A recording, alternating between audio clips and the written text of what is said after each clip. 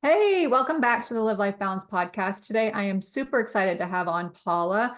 We met in a class and we both have podcasting in common, but other than that, we have so much, or excuse me, in addition to that, we have so much more in common. She's more on the natural route. She's does integrative things to help herself live her most balanced and well life.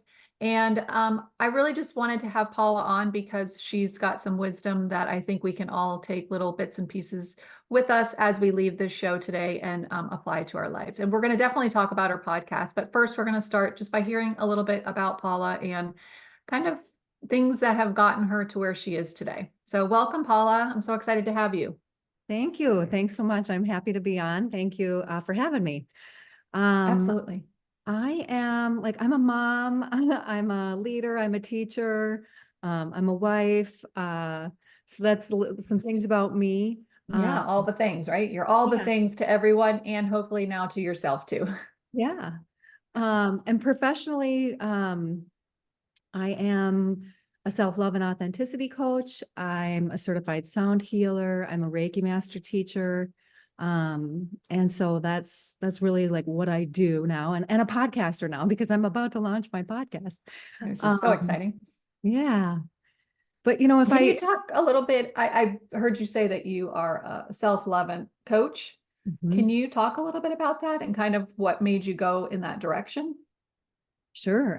It's really my own journey, right? That's the journey that I've been on in the last, several years. And I started off when I got certified as a life coach, I started off just saying I'm a life coach because I can really help anybody with anything. Because coaching isn't about me, it's about the other person that I'm coaching. And I don't have the answers for people. They have the answers within themselves. So, my approach is to draw the answers that people have already within themselves, and draw those out. So I started saying I was a life coach because I just wasn't sure where I wanted my niche to be. And as I've gone further along on my own journey, I'm just like, okay, well, I didn't love myself for so much of my life.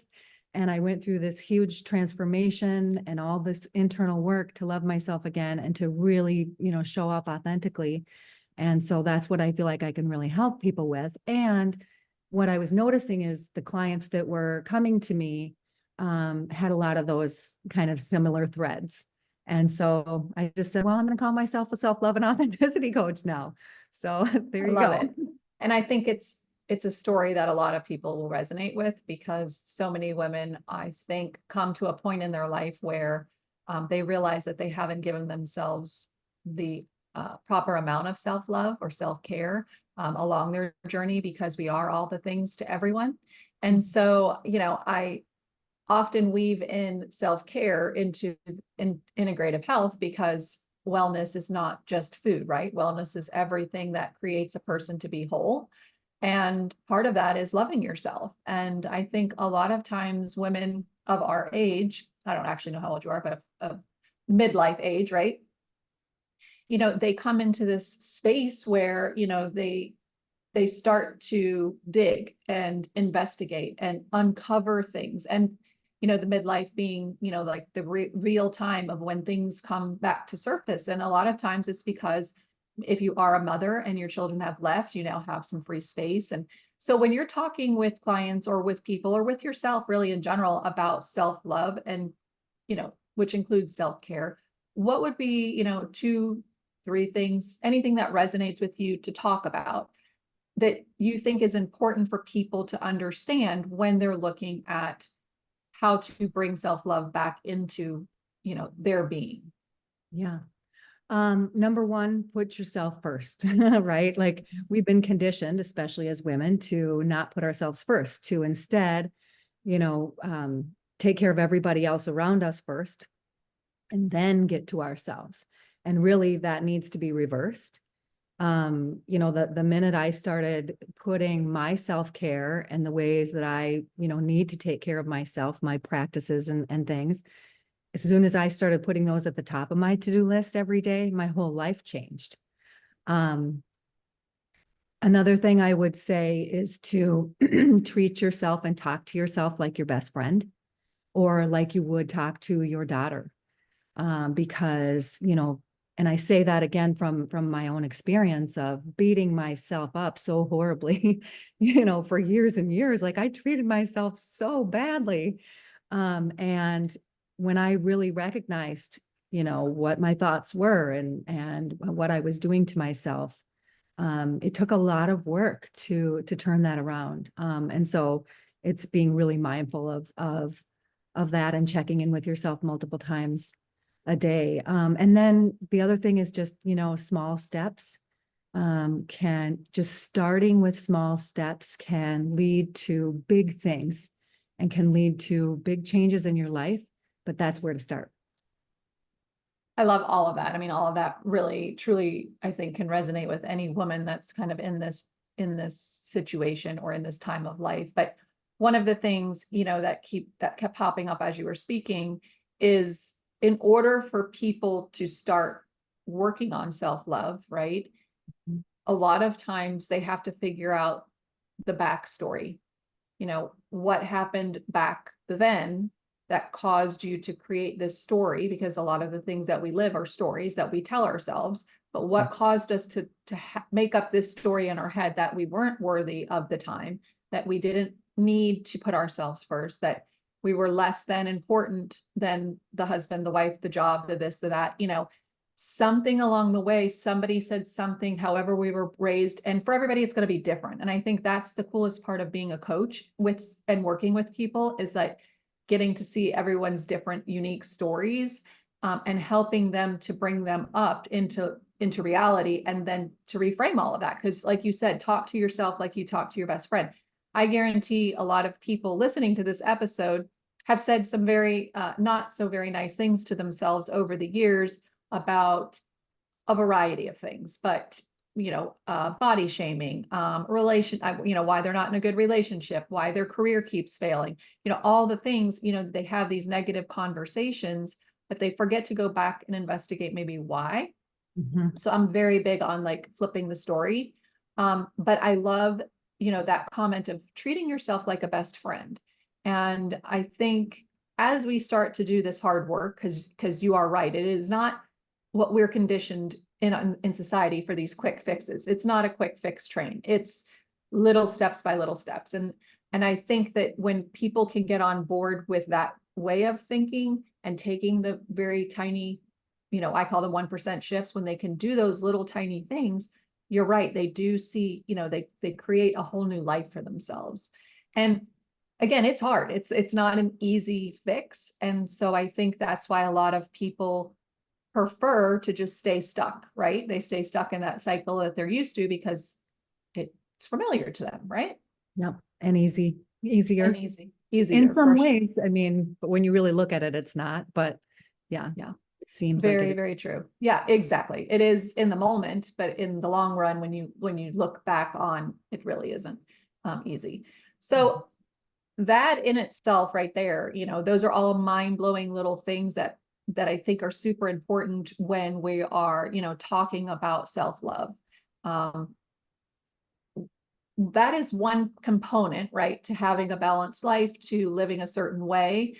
But there's other things that come up, with creating those practices, right? And so one of the things I know you dabble in is like essential oils and Reiki. And so how did you stumble upon, maybe a non-toxic lifestyle or things like that, that actually brought you, again, some awareness and then created a better life for yourself? Yeah, it was really through, so I had been wanting to try essential oils for a really long time when I first got into them. And then a friend of mine, a good friend, she's a body worker, and I had started to see her because I needed some therapeutic massage work done after a car accident. And then we just got to be friends. And she started getting into essential oils, and she started just sharing some things with me. And I'm like, oh, I've really been wanting to get into them. And so, that was really my start. We use Young Living oils, and so she helped get me signed up. She helped me order my starter kit and get, which, you get, I think, 12 oils, and it really gives you a really good array of what to start with. And so that was the start of my journey with oils, I guess. And now like I can't live without them. Like we were just redoing our budget and I'm like, okay, I can bring this down a little bit more, but not too much because, you know, I have my non-negotiables on the oils. Um, so that was part of it. Yoga was definitely part of my, you know, journey and, you know, being Reconnecting. more balanced, having a more balanced lifestyle. It got me out of my head and into my body, you know, and just really started helping me deal with some of the stored emotions that I had, in my body. And so that was a big part of my journey.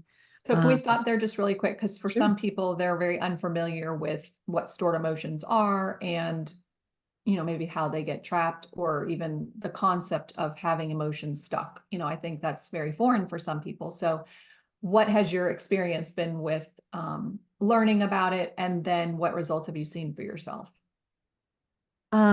Well, just my experience in learning about it is just kind of, um, you know, I read, you know, I Mhm. read certain things. I follow certain people on social media. I have been in different types of trainings and workshops where, you know, it's talked about and things like that. So what I know is that we carry stored emotions literally at the cellular level in our bodies. And when I started doing yoga, like sometimes like I would just be bawling afterwards, you know, after an hour practice, whether it was regular sort of gentle yoga flow, or yin really brought it out, yin yoga. That's a practice where you're holding the poses for a longer period of time and working the smaller muscles and I think it's called myofascial tissue. Yep, um, yep. and so I would be either bawling or angry or going through some wild emotions, you know, after that. And it was literally, you know, removing them from my body, going Mhm. through those practices. And that went on for a few months at least when I first started doing yoga. Um, and then And especially, really, for anybody who has never practiced yoga or isn't, you know, of a belief of yoga as a practice, I think I just invite you to, you know, do different stretches and different poses yourself. They don't have to be yoga poses per se, but there is something therapeutic about holding a particular stretch yeah, in a certain way that makes you become present. yeah, And you have to focus on what you're doing. And therefore, that helps with the release of those trapped emotions. And no matter what your life looks like, everybody has stored emotions from childhood. You know, I know the big buzzword right now is childhood trauma, but trauma looks different for everybody. It's not just the massive trauma of being in a war or, you know, having molestation or something. I mean, these are things where somebody said something to you as a young person, and even as an older person, that changes your belief in who you are.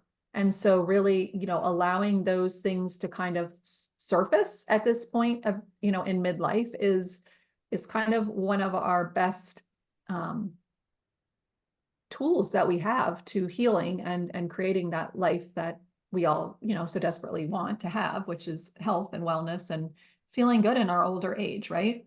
yeah. So It's a, thank you, yeah, for bringing that up because I think again those little tiny things that we take for granted now because we've been in practice or we know or we've seen the work, people who are just kind of dipping their toe in and not knowing all of these things, you know, that is definitely something they can walk away with and try for themselves and see how all that works for them. But I think it's pretty fascinating that it creates the emotion to come so strong that you are mad, that you are, you know, sobbing, that all of those things come up. So thank you for sharing that because I think that's super important for people who are looking to heal themselves in a way and create a better lifestyle. Sure. Yeah, you're exactly right. I mean, it brings you into the present and it's not just a physical thing by yoga and holding a stretch for like you're talking about. It's mental, it's emotional, it's physical, it's spiritual, it's all of it. Mhm. I also think you're a Reiki master, right? Yes. But yeah. And I had my first experience with Reiki, I don't know, a couple of years ago, I think, I don't know, 4 or 5 years ago. And that's fascinating in itself also, just because again, it's the movement of energy. We are energy. We're like 99, I think, percent energy or something like that. And it's hard to envision like energy moving in the body, right? But we've all had like biology, we've all had physics, we all know like the law of like the cellular level kind of things in a basic form. But to think that we have like energy moving through ourselves and our body, it's just an abstract thing. Right. However, when you go and you have like a session for Reiki or even like body talk and body flow or the lymphatic, all of those light touch type of things that have to do with energy, Mhm. it is fascinating. It was Good. fascinating to me the first few times. I was like, that's wild. And I think for some people who aren't in that space, try it out and just kind of see. So what's your experience and how'd you get into Reiki, and you know, where has that led you kind of on your journey? Oh my gosh, Reiki has been such a huge part of my journey. It has helped me with helped me heal in so many ways with my traumas, my conditioning. It has helped me heal addictions, all sorts of things. But the same friend who got me into yoga and essential oils asked me if I wanted to go on a retreat to learn Reiki energy healing. And it was, at this wonderful place that she had told me about. She had gotten her yoga teacher training certificate there. And, it's in Mexico on the beach, and like all these wonderful people are there. And so I said yes. And I really didn't know anything about it. And I had a huge awakening, and just like, yeah, I mean, I literally, when I was being tuned to Reiki 1, felt myself coming back home to me. And I had such a huge transformational, a powerful experience during that week. I was attuned and trained to all 3 levels. And that I mean, I couldn't even barely speak when I was leaving that retreat. All I could do was sob, and say thank you, and just, express my gratitude. But I came home a different person 7 days later. I didn't think the same. I didn't talk the same. I didn't eat the same. I didn't care about the same things or anything. And my family was just like, who are you? And I said, we're finding out, because just I shed so much. Oh, I Um, love that. I just got the goosebumps. yeah. And I had such a profound experience. I'm like, how could I not share this with other people? So I came home from that retreat and I immediately started up my Reiki business. And then I went back and got my life coaching certificate and added that to my business, my practice. But Reiki is such a powerful yet gentle healer. And yeah, I mean, if there's anyone who has been thinking about it or hearing about it and have had any sort of a calling, just go try it out and experience it for yourself, because it can do so many wonderful things, and it almost seems unreal. So you just have to Exactly. experience it for yourself, really. Yeah. 100%. It's funny because a lot of times when I'm having conversations with ladies on different, tools that are not your traditional, I'm just like, it's hard to explain and I don't want to sell it wrong. I'm like, just trust me. You just have to try it and then you'll see for yourself, because I can't explain like whatever has happened inside of me. Like, I don't know how to explain to you because you haven't done it yet. But then once they do and they're like, we're like, doo, doo, doo, doo. It's like, how did that happen? How do they know that? What, it's like all the things. And I again, all these little modalities and things that we have available to us, Mhm. they're not for everybody, right? They aren't, but you might as well give it a try, because what do you have to lose? If you're not in a place of balance and wholeness and feeling your best, when you discover something, a different type of tool or modality, you have nothing really to lose but to try it. And if it doesn't work, then you just kind of move on for yourself. And sometimes what I've noticed for myself is that sometimes they don't work because I'm not ready for it, because Mhm. my body isn't at a state where I can handle whatever change would actually come. And so it's like my body blocks, like it's not going to happen right now. So again, Right. we have to be gentle with ourselves. We have to take those very micro baby steps in order to be able to get sometimes to the next thing that's really waiting for us. Um, Absolutely. so I want to talk about your podcast because for those listening, it's launching in just a couple of days, January 11th, correct? Correct. And it's called Scared as Fuck and Doing It Anyways. And I think that title is amazing. And I wish I would have thought of that myself. Thanks. But I want to know like why you picked that title and what it means to you. And then just tell us, what your idea and your feelings are right now around your podcast. Okay. Well, how I picked that title, is quite a story. So I was in a podcast program, right, where they teach you how to create a podcast and do all the things. And I knew I wanted to do my podcast about authenticity because again, that's really the journey that I've been on. And I'm walking more authentically now than I have in probably 35 years.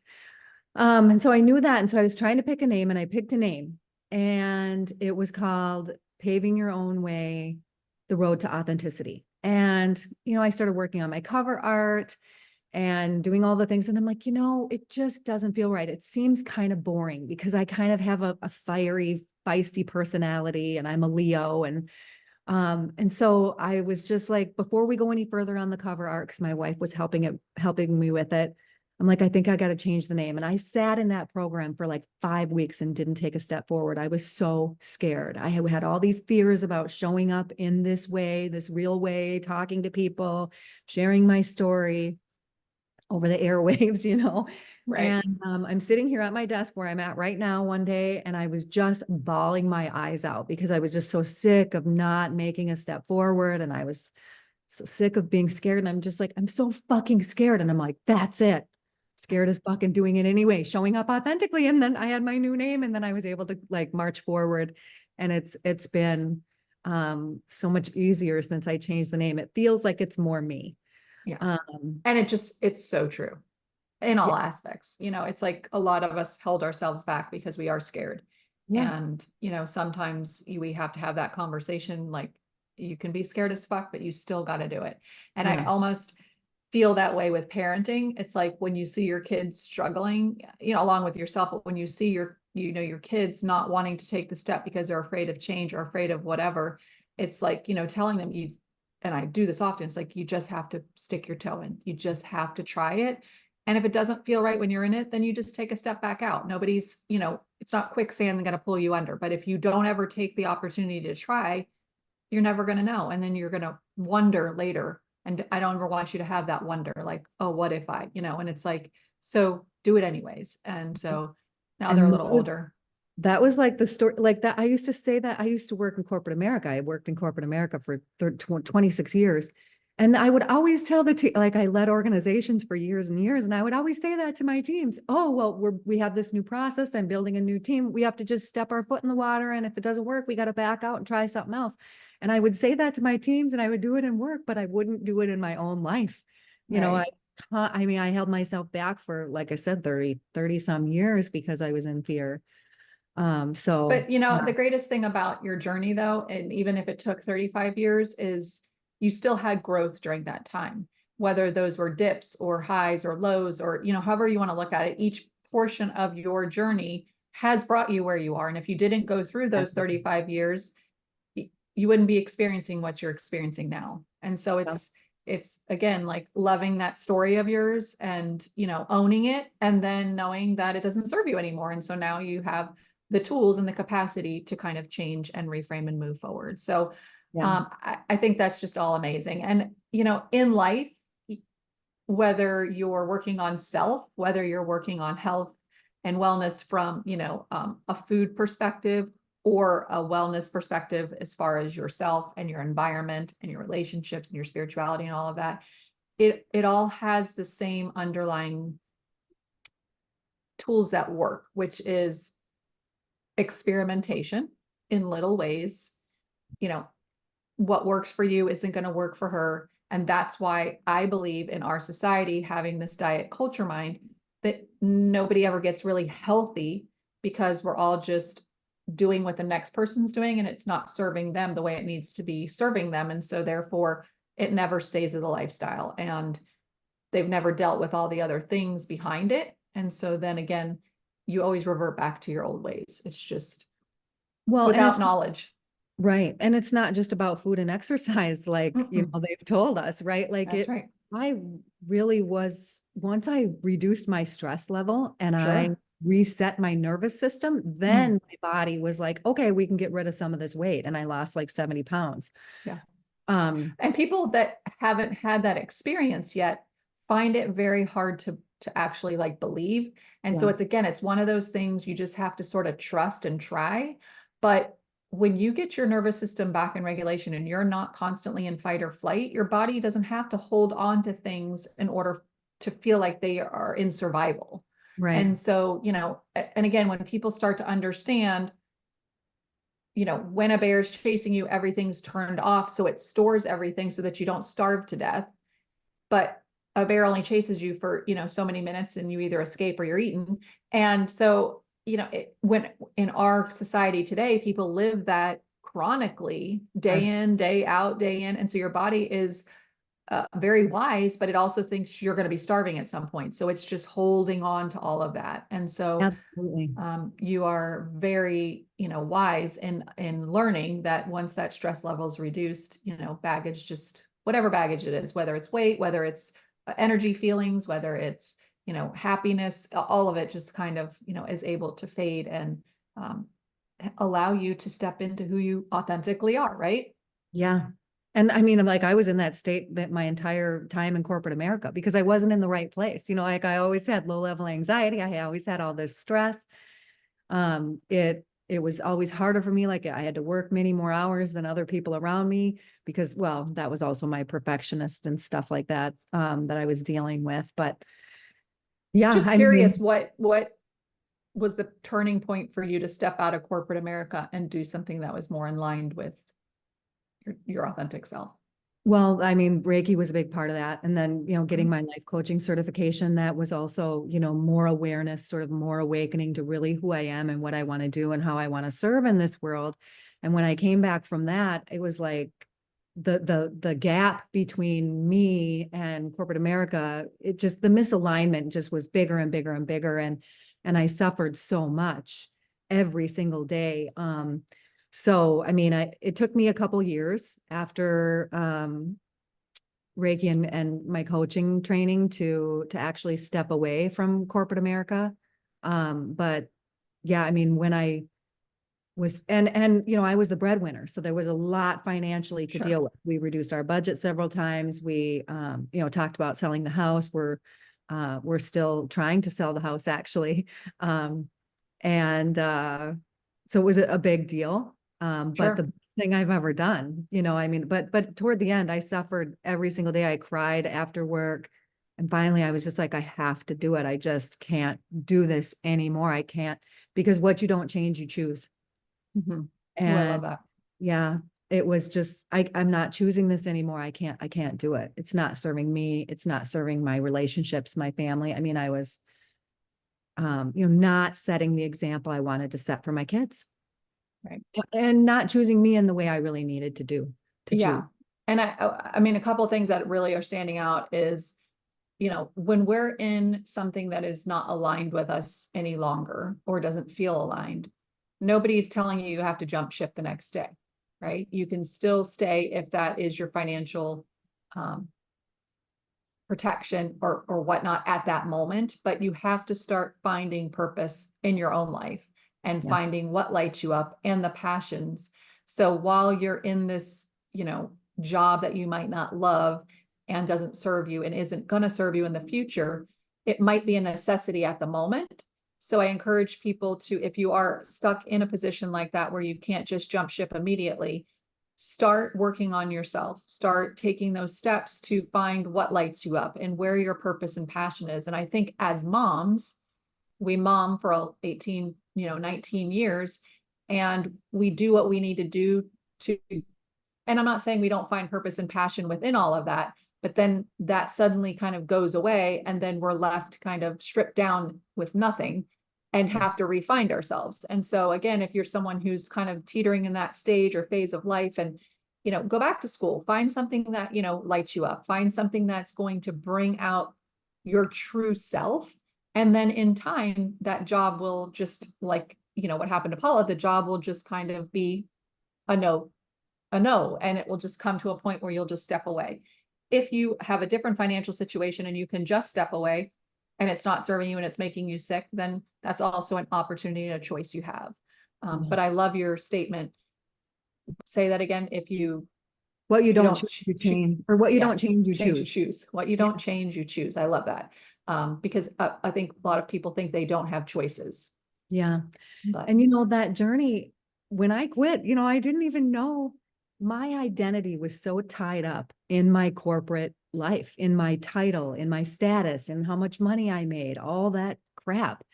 And, I didn't really know who I was with all that stuff. So it was freaking scary. yeah. It's like, okay, well, who am I? So I just started asking myself that question. Who am I really? Like, I've told myself for all these years, this is who I am and this is how I feel and this is what I think. But really, when I sit down and get quiet with myself and I go into my heart, what do I feel? What's my heart desires? What lights me up?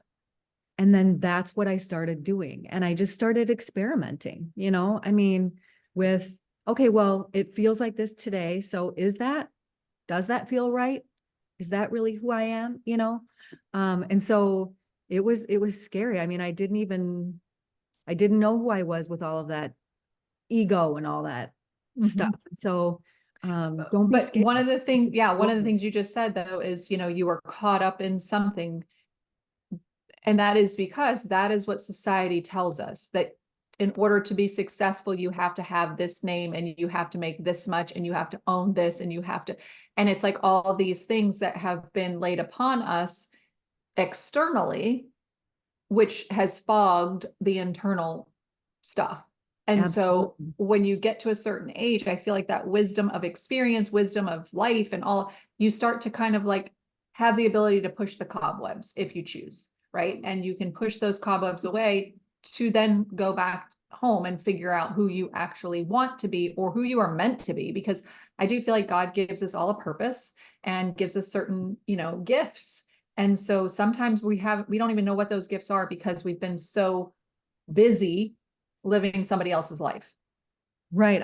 I mean, I had all the things they say should make you happy. I mean, I even say that, I think, in my Right. trailer, and, I had all but I felt deeply unfulfilled.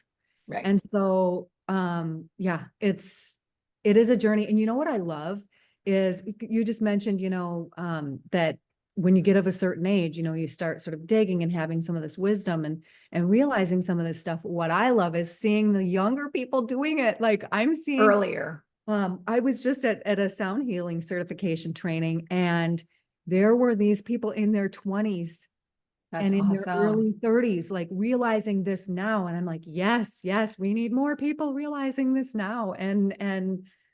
And I love it. Like, I'm a little bit jealous because it took me so long, but I'm so, so happy that others are finding it earlier. So But it your wisdom in your is. experience is one that you should be sharing with this younger generation that is dipping their toe in earlier because they need to see why it's important to do the work now. Yes. I have two girls and, they were my main drive of getting on board with this whole wellness and like holistic and really understanding that our body could heal ourselves. And when they had ailments, finding different, you know, Eastern modalities to help them because Western wasn't helping. And there's always a place for medication and things like that. But our body is really, really cool and it can do things on its own when we give it half a chance. So More. learning all of that is really what pushed me. I was always health conscious, but it pushed me in a direction of seeing life differently and seeing professions and people, and they're just professions and people. They don't know everything. And so we know ourselves best and we know our children best. And then that shows our children how to have a voice. And that was my main thing with my kids is like, we have to do what's best for us and use our voice to stand up for what we know our bodies need. And now they're a little bit older and I see, are they perfect? Absolutely not. Do they have up and downs? Absolutely. But what they're doing now is what I did in my 40s, and coming into my 50s. So again, like you said, getting them started earlier is just a blessing, really, Yeah. for themselves and for our world. We have to do what feels right for us. Like, I don't know how many Mhm. people I hear say, my doctor won't listen to me. I've Yeah. told them this and this and that, and they keep saying, oh, you still have to take this drug for high blood pressure or whatever it is. And Mhm. it's like, No, because Western medicine does everything in isolation, right? Even Mhm. when they're studying drugs and whatever it is, parts of the Yep. body, they're doing it all in isolation versus looking at the whole, right? And we all have a feeling of what feels right for us. It's our intuition, and our body Intuition, gut speaks feeling. to Yep. us. It's either our gut, it's either a whisper in our ear, it's in our heart, something that Mhm. tells us, yeah, that feels right, or nah, that doesn't feel right. It's just like when you meet somebody, right, for the first Mhm. time, Yep. and it's that, oh, I really like this person and I feel like we have a connection, or no, this person really isn't for me. It's the same with everything, including our health and what doctors may or may not be telling us, or whatever authority might be telling us. Mhm. So I'm with you on the holistic approach, and having our own voice and our own, agency in making decisions.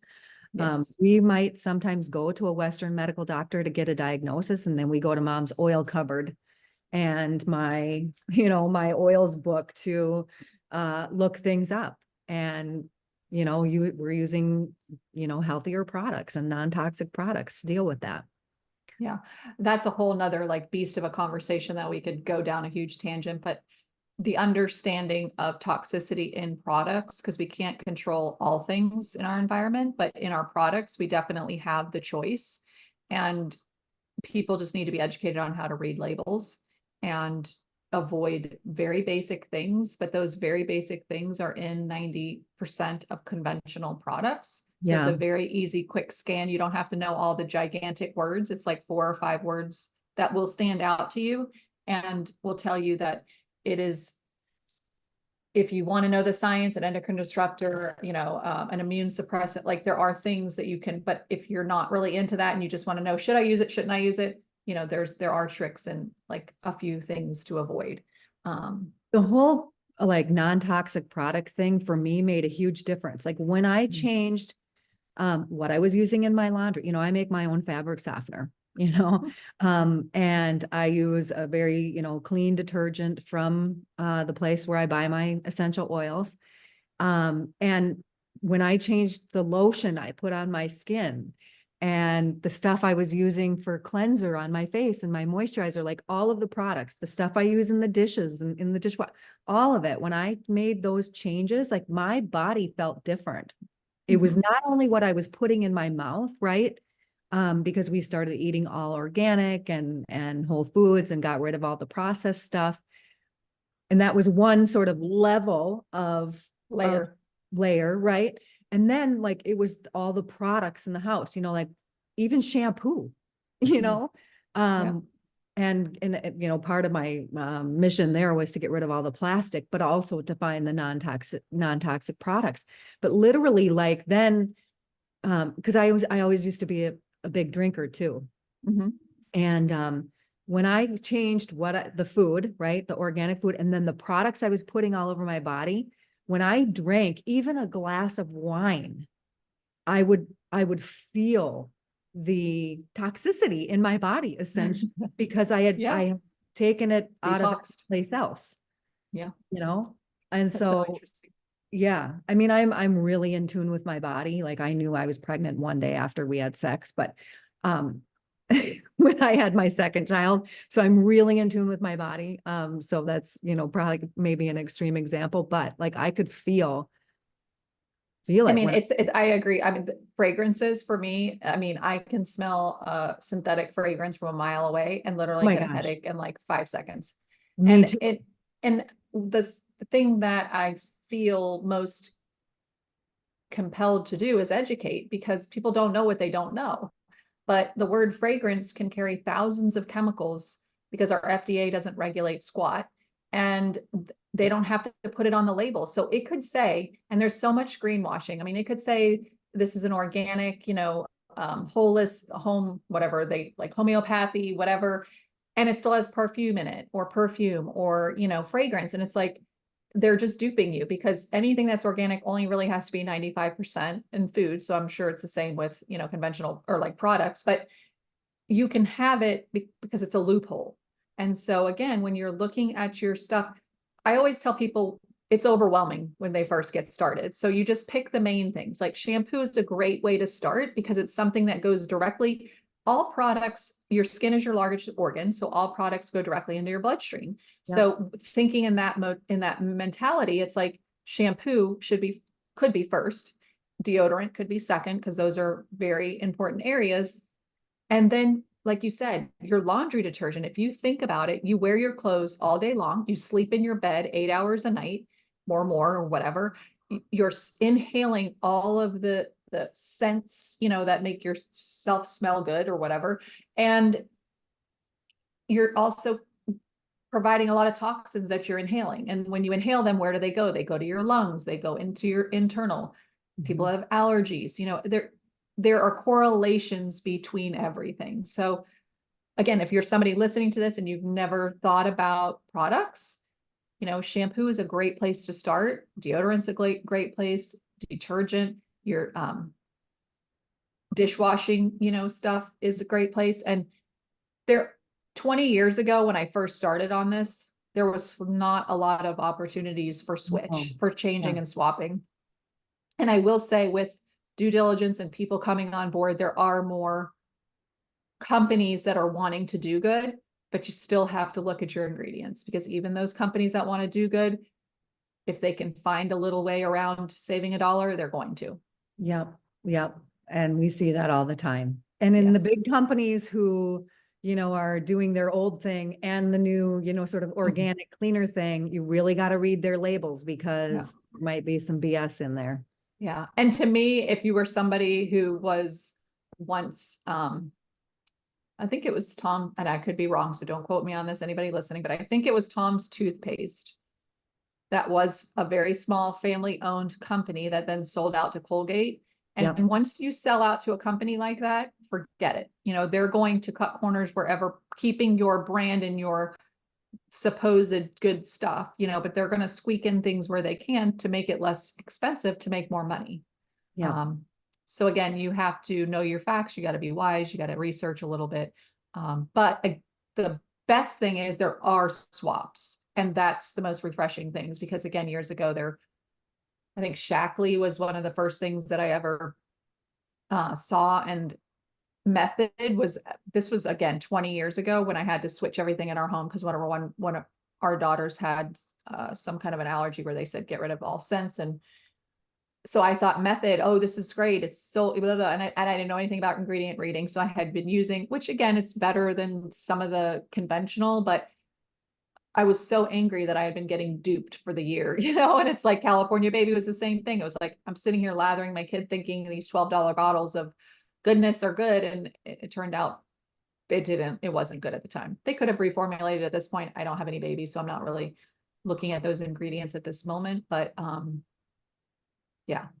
So lots to learn, but little tiny pieces at a time, and starting with self-love and self-care, I still feel like is the ultimate first step, because without any of that, I don't know how authentic, real change can happen that, can last. Right. Yeah. I mean, I agree with you. It all starts there. And I'm a believer that, there aren't many problems that aren't love problems in some way, shape, or form. It all goes back to love in some way. I love that quote too. You got some good ones. Thanks. So let's go back to your podcast really quick, because it's launching in 2 days. 2 days. What can we expect from the podcast? Oh gosh. You can expect to be hearing other people's stories who are, their authenticity journeys. Some people have had these things, where they weren't living authentically. And then they had some sort of a transition or transformation that has, caused them to make changes and walk more authentically on the earth. And then some people, it just comes naturally too. And so we'll be hearing stories on both sides. We'll be hearing me telling a little bit of my story. Well, a lot of my story probably over time. I'm an open book. Tools and practices to, help people along the way. And, I really like hearing from people too, and getting feedback about what they want to hear about. so that I can, direct things to what people need help with, what obstacles they might be going through, what questions they have, what they what they want to hear more about. But really it's for people who have all the things they say should make you happy, but you still feel unfulfilled. It's for people always doing what they should do, and I'm doing air quotes, rather than what really feels right for them. It's about overachievers trying to prove their worth through productivity and accomplishments, because that was me for so long. And it does creep even back in sometimes now. So it's all about helping people find self-love and walking on this earth in their most authentic way. Yeah, I love that. Finding It's going to be great. I themselves. can't wait to hear it and listen to it. So again, we'll drop all of this in the show notes so you can find Paula, you can find her podcast. But before we end, I always like to ask all my guests for a couple of non-negotiables. So from a standpoint of a daily life, what do you do daily that helps you to live your best, most well-rounded, authentic life? Okay, For so I yourself? would say when I wake up in the morning, before I even open my eyes, I say, this is going to be a great day. And I think about all the things that are going to be great. I also have an appreciation practice, and it's not just listing off, oh, I'm grateful for this, or I appreciate this. It's picking a few things, and really focusing on my deep appreciation for them. And that might even just be how comfortable my bed feels and how good the sheets feel on my skin. It might be about something about my kids, my day, whatever, about something going on in my life. And then I meditate every morning. And it is a non-negotiable. I have to meditate, because when I don't, I notice the difference. I am a different person if I don't meditate. And so that was one of the best pieces of advice I ever got in my life, was when someone told me to have a daily spiritual practice. 10 minutes of meditation will change your life. And it took me over 2 years to actually get consistent with it. And now it's every day. And even if it's not first thing in the morning, I still find time for it, mid-morning or whatever. And then I would say rest. And that's a big one for me, because for most of my life, as I said, I was trying to prove my worth through productivity. And so I didn't rest.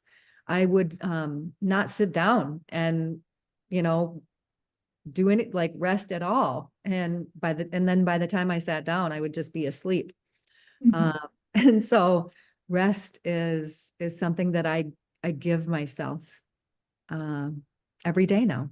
And so those are my non-negotiables. That's awesome. Rest is a gift for sure. And it's hard when you're not somebody who's used to sitting still and just being. It's a really hard thing to get comfortable with. But if you could even just rest for like 1 quiet minute, if you're not a meditator, just sitting in silence with your eyes closed.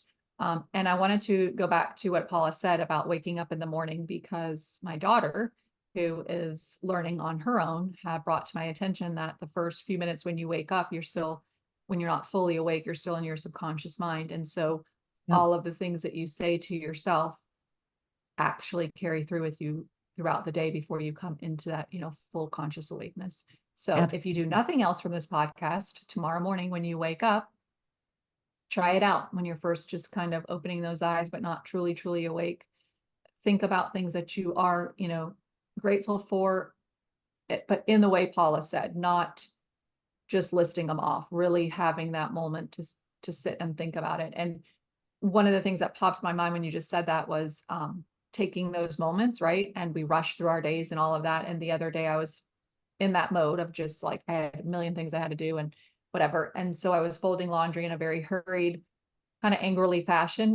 I wasn't really like, and I just said, what, stop. And so I just took a couple of deep breaths and I just said, you're missing the point here. Like you're missing this opportunity to feel something. And what I felt, which just kind of came up because I did stop and take a breath, was, those towels signified that, we are clean people, that we, you know, had the ability to shower, that my kids were home, that our house was full, that the Yes. dog was here, and all of those things. So that experience of like frustration and just like, you know, turned into like really being grateful for the laundry being done. So it is those little tiny things that's what we're saying to you guys who are listening.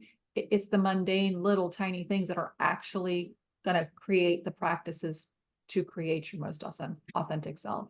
Yeah. And feeling into it is really important, not just thinking, right? Dropping into your heart and feeling. Yeah. And I could totally relate because my daughter's home from college right now and she Mhm. leaves dishes everywhere and Yeah. messes and all the stuff. And I look at it and I go, you know, I love this because she's not always home. Right. She's not She's not always always here home. So messing I up. love being able to clean up after her while she's here. Aw.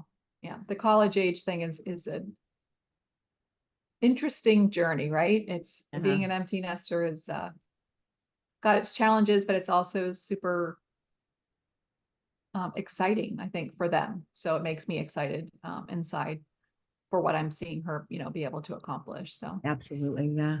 well, I thank you so much for coming on. And if you have tuned into this episode, thank you for taking the time out of your day. And I really, truly hope that when you walk away from today, that you have found at least one or two little things that you might be able to try on for yourself that might become, you know, your non-negotiable, or create a 1% shift for yourself, ultimately to get you to the life that you desire. And if you need to reach Paula, all that will be in the show notes so you guys can hop on and check her out. So thank you guys so much for joining. And thank you, Paula. I really appreciate it.